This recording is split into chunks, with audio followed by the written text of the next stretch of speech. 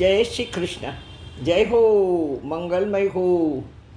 ભગવાને ગીતામાં કિલ્બિશ શબ્દ 2 વખત બોલ્યા છે. કાલે આપણે આ શબ્દને સમજવાનો પ્રયત્ન કર્યો. પહેલી વાર અર્જુનની કમજોરી, સગાવાદ, પરિવારવાદ, મજબૂરી, હતાશા, લાચારી, પલાયનવાદ, માનસિક તણાવ, જાણે અર્જુન અંદરથી તૂટી રહ્યો છે. ભગવાને અર્જુનને તૂટવા નહીં દીધો, હારવા નહીં દીધો. 700 શ્લોકમાં ભગવાન વારંવાર અર્જુનને માની યાદ અપાવે છે. પાર્થ, પૃથાનો પુત્ર, કુંતાનું નામ પૃથા છે. પૃથા એટલે પૃથ્વી. ભગવાન યાદ કરાવે છે, અર્જુન, જેમ ધરતી એટલે પૃથ્વી અનંત દુઃખો ભોગવી રહી છે, આજે પણ ભોગવે છે, તેવા દુઃખી મનવાળી તારી માં એક પણ સુખ ભોગવ્યું નથી. તારામાં સગાવાદ ભર્યો છે. જેનું તને જે દુઃખ છે એ મિથ્યાભાસ છે.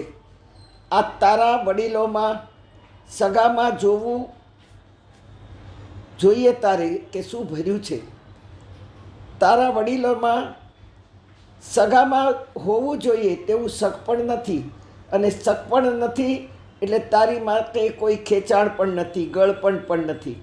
અર્જુન, જેને તું સગા કહે છે ને, તો યાદ કર કે દ્રૌપદીના વસ્ત્રહરણ વખતે ક્યાં ગયા હતા બધા સગા? દ્રોણ આચાર્ય, કૃપાચાર્ય આચાર્ય, અશ્વત્થામા બ્રાહ્મણ પુત્ર, દ્રોણનો પુત્ર, ભીષ્મ વડીલ, ક્યાં ગઈ હતી વડીલાઈ આ બધાની? આજે આ કોઈનું નામ પાડવા જગતમાં કોઈ તૈયાર નથી. દ્રોણાચાર્ય કે કૃપાચાર્ય કે અશ્વત્થામા કે ભીષ્મ, કોઈ નામ પાડવા તૈયાર નથી. તેઓ કદી તારા સગા હતા પણ વાહલપ નહોતું. યાદ રાખ, સગા કદી વહાલા નહીં થાય, અને જે વહાલા હશે, જે લાગતા હશે કે વહાલા છે, તો એ કદી સગા નહીં થાય. સગામાં શાણપણ, સ્વાર્થ, પરાયણતા હોય, જ્યારે વહાલામાં વાહલપ હોય.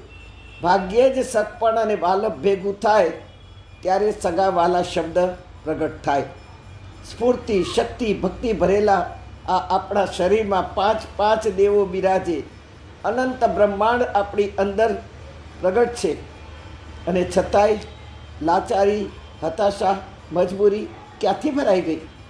ઘર ચારે બાજુ બંધ કરીને બહારગામ જઈએ અને છતાં આવીને ખોલીએ તો ધૂળ અને ઝાડા ભરાઈ ગયા હોય.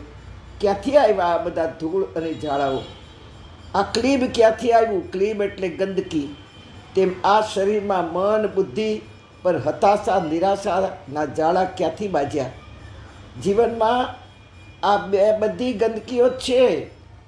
તો ધર્મ પ્રચારકો, કથાકારો, વ્યાખ્યાનકારો, સ્વામીજીઓ કહેવાતા આચાર્યોના જીવનમાં જુઓ તમે, લોભ, લાલચ, પરિગ્રહનો કાદવ, ગંદકી જોવા મળે છે. મોટા પ્રવચનોમાં લોભ અને લાલચને ત્યાગ કરવાના ભાષણો કરનાર, કથાની રકમ શું આપશો એ ધર્મનો સોદો કરતા દેખાય છે. હા, હું એટલે કહી રહી છું કે મેં કદી સોદો નથી કર્યો. ધર્મને મેં ધંધો કદી નથી બનાવ્યો. 700 રૂપિયામાં 2 ટાઈમ ભાગવત બોલાવી અને હવન પણ મારી પાસે કરાવ્યો. 700 જ રૂપિયામાં 1000 રૂપિયા આપ્યા, એમાં 400 રૂપિયા તો મારા ટેક્સી ભાડાના ગયા. અને છતાંય આજે મેં એ બેન સાથે સંબંધ રાખ્યા છે. આ ત્યાગ કરવાના ભાષણો કરનાર ધર્મને સોદો કરતા હોય છે. હેલિકોપ્ટરની સગવડ, મોંઘી ગાડીઓ, 5 સ્ટાર હોટલ જેવી સુવિધાઓ માગવી સહેલી થઈ ગઈ છે. રાજકુમારના વસ્ત્રો તજી, વલ્કલ વસ્ત્રો ધારણ કરી વન વગડે વિચારનાર, નાનાને ગળે લગાડનાર, પ્રભુ શ્રી રામજીની કથા કહેનાર મહારાજોને 2 કિલો સોનાના આભૂષણો ધારણ કરતા મેં જોયા છે. હેલિકોપ્ટરમાં ઉતરતા જોઈને મારું કાળજું જલી જાય છે. વળી મહિલાઓ માટે અસભ્ય ભાષણ પણ દેવા તેઓ હિચકતા નથી, અને આવું સાંભળીને કોઈનું લોહી પણ ઉકળતું નથી. કરોડો ભેગા કરેલા આવા કથાકારો કે વ્યથા ઊભી કરે છે, કથા નહીં. કથા તો વ્યથાને હરે, એને કથા કહેવાય. બાકી બધી વ્યથા ઊભી કરનાર બધું અમારા મઠમાં આપી દો, બધું અમારા આશ્રમમાં આપી દો. ત્યાગ કરો, ભોગની લક્ષ્મી ત્યાગમાં વાપરો અને તમારી ત્યાગની લક્ષ્મી અમે ભોગમાં વાપરશું.